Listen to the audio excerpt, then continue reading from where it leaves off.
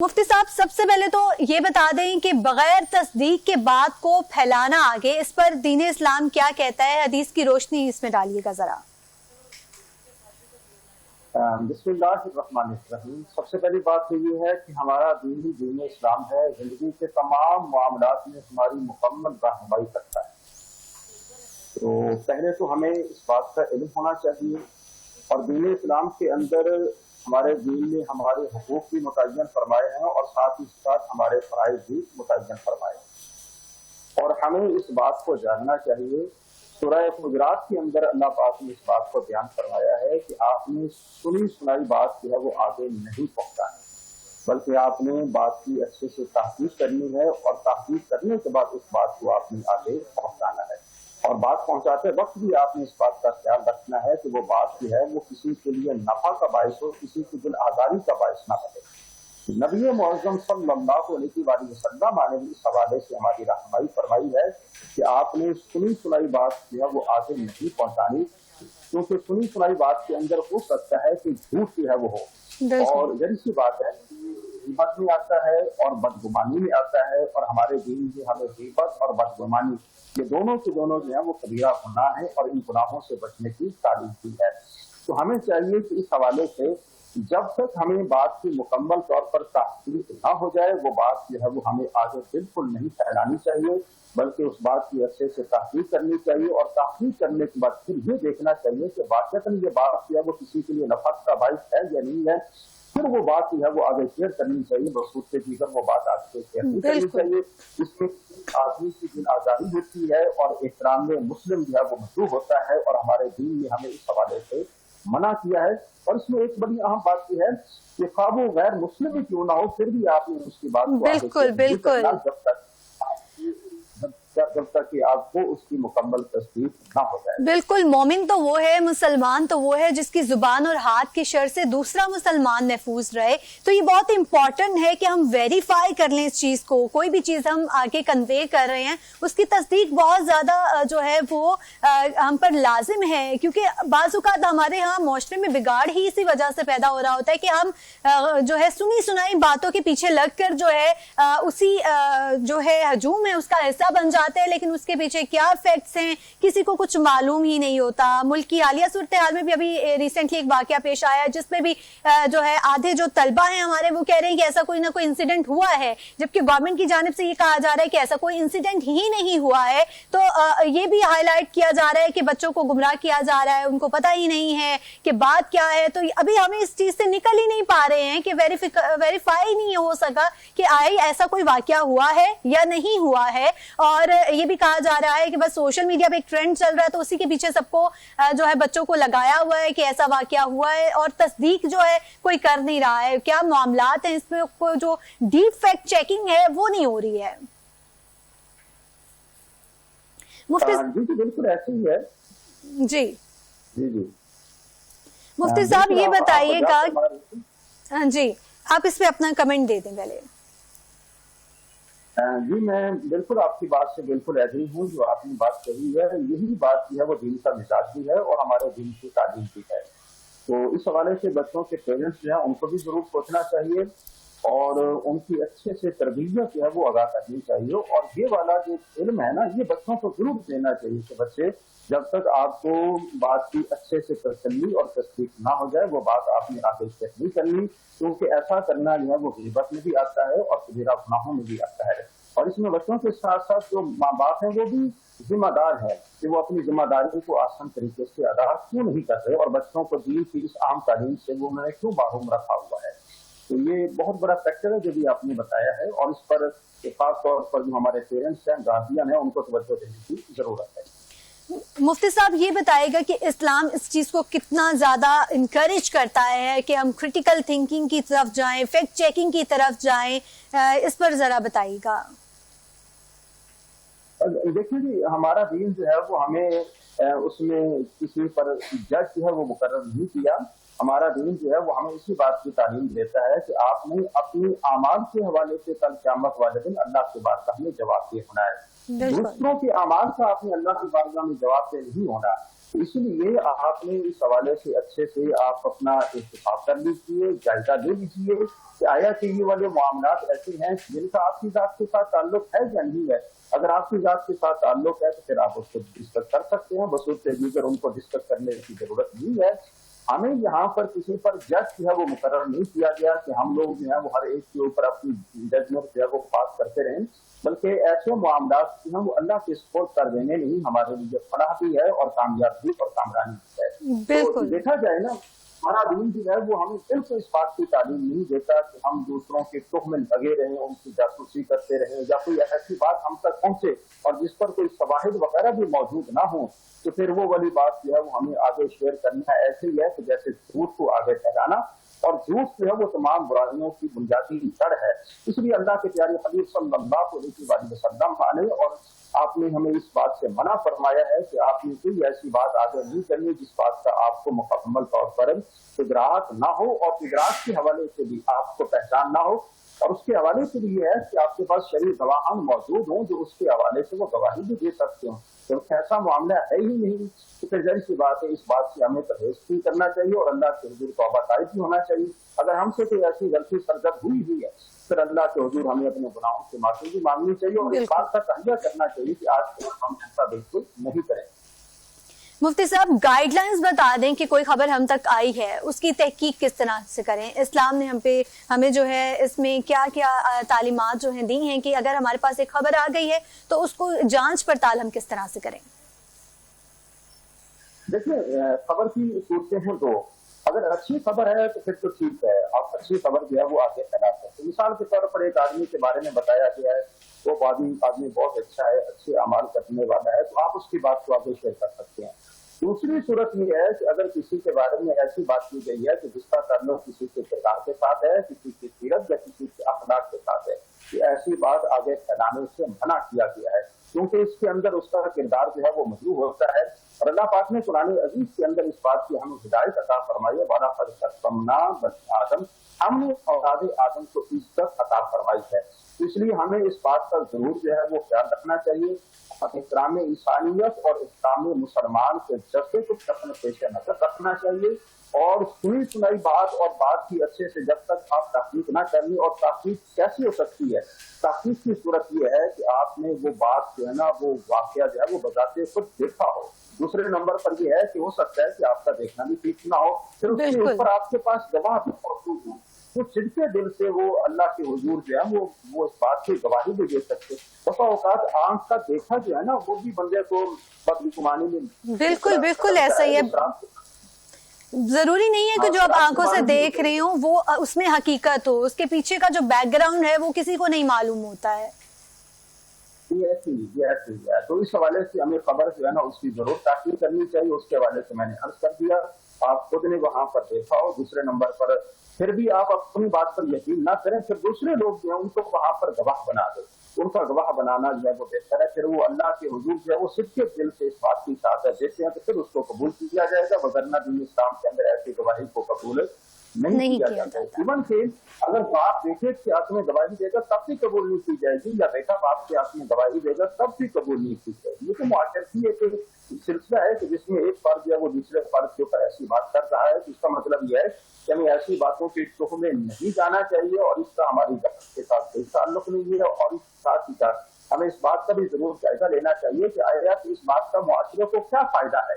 اگر فائدہ ہے پھر اس کے اوپر بہترین صورت یہ ہے کہ گواہ وغیرہ بھی مقرر کر لی جنہوں نے اپنی آنکھوں سے اس بات کو دیکھا ہو، پھر وہ والی بات جو ہے وہ تصدیق شدہ بات کہلائے گی، وگرنہ وہ والی بات تصدیق شدہ بات نہیں کہلائے گی۔ اچھا مفتی صاحب، ہمارا یہ بھی تو المیہ نا، ہم چاہتے ہیں اگر ہمیں کوئی بات پتہ لگ گئی ہے تو بس جلدی جو ہے ہم ہی اس کو شیئر کرنے والے ہوں، تو اس میں کس طرح سے بیلنس کریں ویریفیکیشن کو بھی اور اس چیز کو بھی کہ جلدی جو ہے ہم اس خبر کو آگے پھیلا بھی دیں اگر یہ اس میں حقیقت ہے تو؟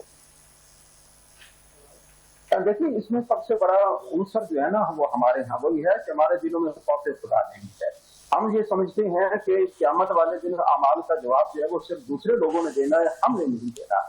یہی وہ بنیادی کانسیپٹ ہے جو ہمیں بے راہ روی کے راستے پر لے کر چلتا ہے اور ایسی خبروں کو آگے پھیلانے کے لیے ہمیں اکساتا ہے. ہمیں چاہیے کہ یہ پوری خبریں جو ہیں ان کا تعلق شیطان کے ساتھ ہے اور شیطان کے جو چیلے ہیں ان کے ساتھ ہے. وگرنہ دین اسلام کے اندر ایسی خبروں کی کوئی گنجائش نہیں ہے. وہی خبریں قابل اعتبار ہیں اور قابل اعتماد ہیں کہ جن کے بارے میں نے عرض کر دیا کہ جو تصدیق شدہ ہوں اور تصدیق کے اندر بھی یہ ہے کہ آپ نے اپنی آنکھوں سے دیکھا ہو, وہاں پر آپ نے اپنے گواہان جو ہے وہ بھی مقرر کر لی ہوں.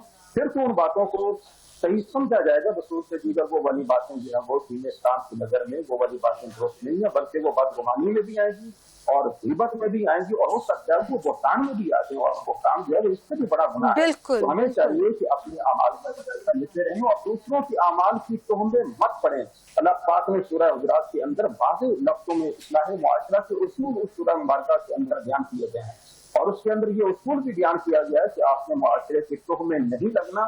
یہ تہمیں لگنا جو ہے اور ان کی ایپوں کے پیچھے پڑنا, اگر آپ ایسا کریں گے تو نبی معصوم صلی اللہ علیہ وسلم آپ کا فرمان ہے اگر آپ دوسروں کو ذلیل و رسوا کرنے کی کوشش کریں گے پھر اللہ پاک بھی آپ کو عزت اور جو احترام ہے اس سے محروم فرمائے گا. پھر ذلت و خاری جو ہے وہ آپ کا بھی مقدر بن جائے گا. اگر آپ دوسروں کی عزتوں کے پیچھے پڑیں گے پھر آپ کی عزت بھی محفوظ نہیں رہے گی. اس حوالے سے ہمیں توجہ دینے کی. اور اسلام میں تو مفتی صاحب یہ بھی ہے کہ اگر ہمیں کسی کا کوئی راز معلوم ہو گیا ہے تو ہم اس سے پردہ ڈالیں, لیکن ہمارے ہاں اب یہ ہوتا ہے کہ ہم اس کو جو ہے رائی کا پہاڑ بنا کر جو ہے آگے پیش کر رہے ہوتے ہیں اور انسان کی جو ہے وہ کردار کشی کر رہے ہوتے ہیں. اس کے اوپر اتنا کرٹیسزم ہوا جا رہا ہوتا ہے کہ جو بات میں حقیقت بھی نہیں ہوتی لیکن اگلے انسان کو ڈپریشن میں آپ ڈال رہے ہوتے ہیں کہ لوگ جو ہے اس طرح کی باتیں جو ہیں پھیلا رہے ہوتے ہیں. تو ان ویریفائڈ انفارمیشن اگر ہم پھیلا رہے ہیں تو اس پہ جو ہے سزا کیا مقرر کی گئی ہے؟ دیکھیے یہ سزا کا اختیار تو جو ہے نا یہ حکومت کو ہے. ظاہر سی بات ہے دین اسلام میں اس کا کیا دین اسلام میں اس کا کیا جی میں عرض کر رہا ہوں اسلام کے اندر یہ کبیرہ گناہ ہے, یہ دل آزاری کا باعث بن رہا ہے. آپ کسی کے عیبوں کے پیچھے پڑ رہی ہیں, آپ کسی کی پردہ پوشی کرنے کی بجائے آپ اس کے راز جو ہے وہ دوسروں کو بتلا رہی ہیں. نبی معظم صلی اللہ علیہ وسلم کا فرمانا ہے جو آدمی کسی کے عیبوں کے پیچھے پڑے گا پھر اس کے عیب بھی محفوظ نہیں رہیں گے.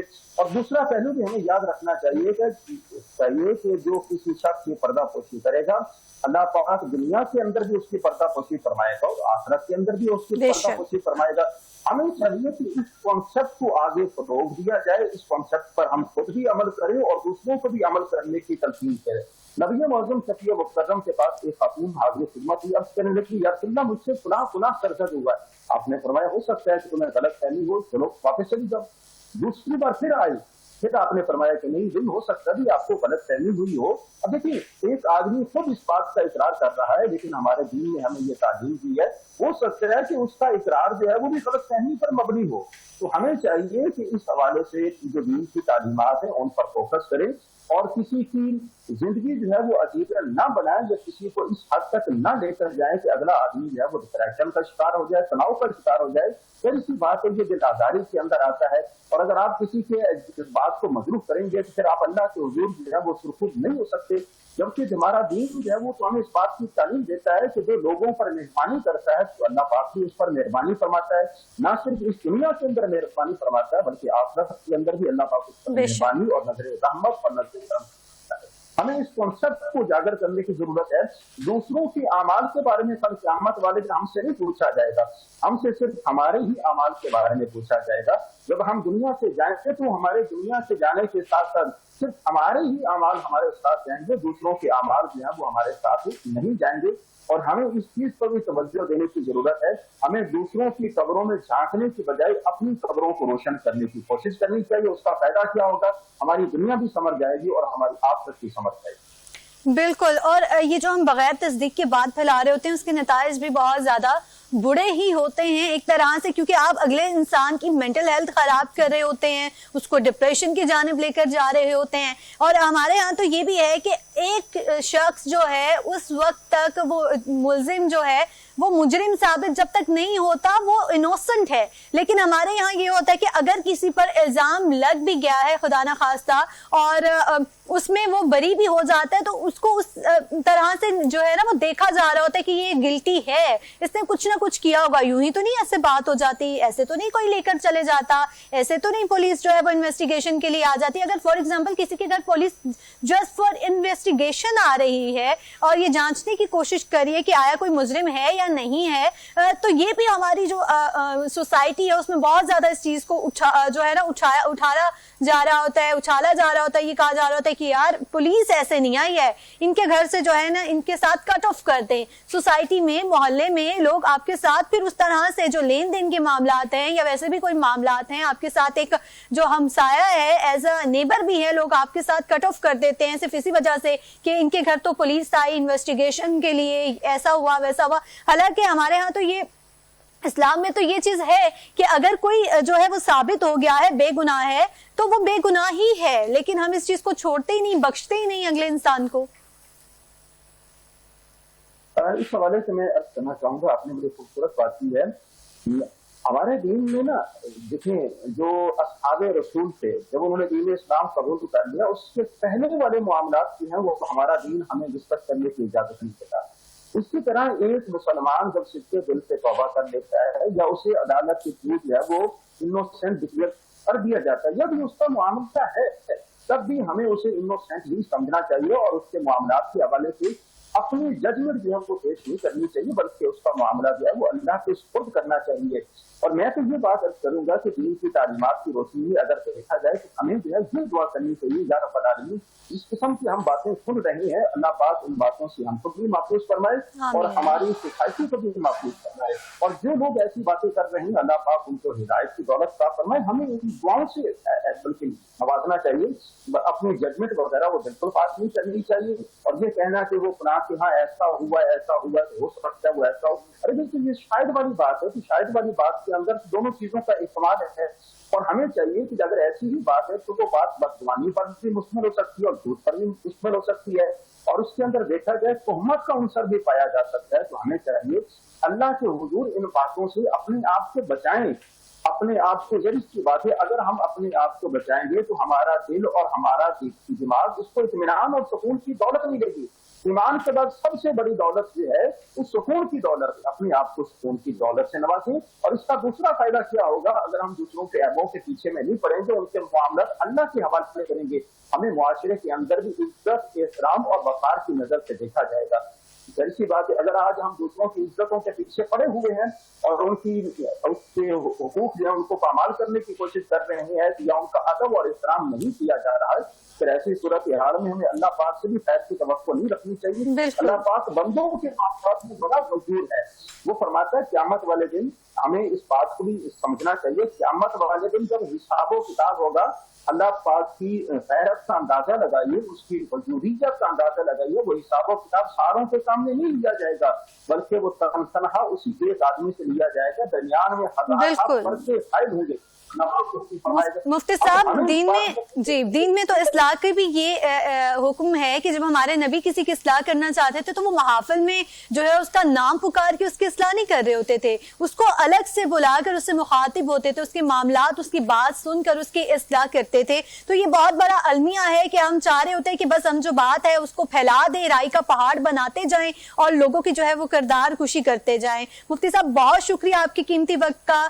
ناظرین جو ہے بغیر تصدیق کے بات پھیلانا جو ہے گناہ ہے, اور آپ لوگوں نے کوشش کرنی ہے کہ بینگ اے ہیومن ہمیں اس چیز کو جو ہے ٹرائی کرنا ہے کہ بنا کسی تصدیق کے, وداؤٹ اینی ویریفیکیشن آپ کسی بھی انفارمیشن کو جو ہے آگے سپریڈ نہ کریں. کوشش کریں کہ جب تک آپ کو کوئی اوتھینٹک چیز پتہ نہیں چل جاتی ہے, سچائی نہیں ہے کسی بات میں, تو اس بات کی کوشش کریں کہ اس کو آگے نہ پھیلائیں. لوگوں کی جو مینٹل ہیلتھ ہے, ان کی جو پرسنل اسپیس ہے, اس کا بہت زیادہ خیال رکھیں. یہاں وقت ہے مختصر سے وقفے کا, وقفے کے بعد حاضر ہوں گے ہمارے ساتھ.